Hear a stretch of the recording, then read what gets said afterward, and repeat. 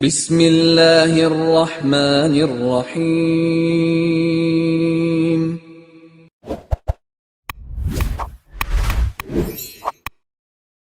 السلام علیکم ورحمۃ اللہ وبرکاتہ۔ الحمد للہ وکفی عبادہ الذین اصطفی، اما بعد۔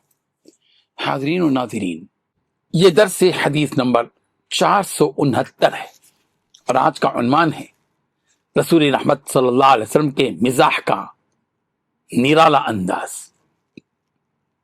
روایت سماعت کی تھی، ترجمے کے بعد تشریح ہوگی۔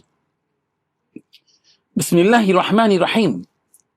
عن انس بن مالک رضی اللہ عنہ ان رجلا استحمل رسول اللہ صلی اللہ علیہ وسلم فقال انی حاملک علی ولد ناقہ، فقال یا رسول اللہ ما اصنع بولد الناقہ، فقال صلی اللہ علیہ وسلم وهل تلد الابل الا النوق، رواہ الترمذی۔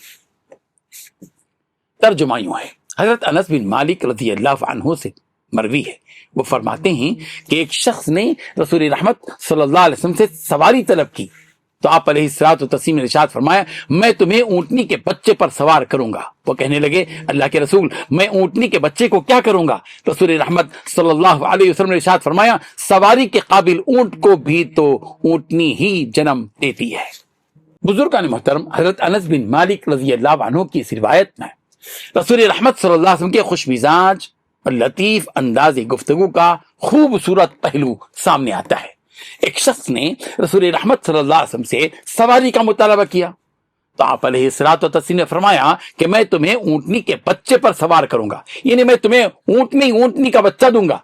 اس نے تعجب سے کہا کہ پیغمبر میں اونٹنی کے بچے کو لے کر کیا کروں گا؟ مجھے تو اونٹ چاہیے۔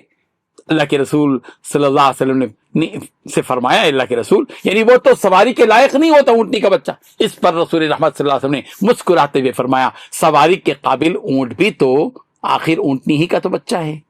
اس جواب میں مزاح بھی تھا اور حکمت بھی، جس سے مخاطب کی غلط فہمی بھی دور ہوئی اور گفتگو خوشگوار بھی ہو گئی۔ اس حدیث سے معلوم ہوا کہ رسول رحمت صلی اللہ علیہ وسلم خوش طبع تھے، مگر آپ کا مزاج بھی سچائی پر، حکمت پر اور تربیت پر مبنی تھا۔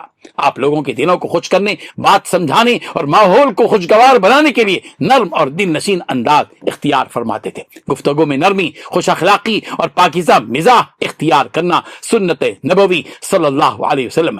رسول رحمت صلی اللہ علیہ وسلم کے اس نرالے انداز مذاق اور دل لگی سے یہ بھی معلوم ہوتا ہے کہ داعی، استاد اور رہنما کو چاہیے کہ وہ خوش اخلاقی، مسکراہٹ اور لطیف مزاح کو بھی اختیار کرے تاکہ لوگوں کے دل قریب ہوں، بات وہ قبول کریں اور دین کی تعلیم دل نشین انداز سے پہنچے۔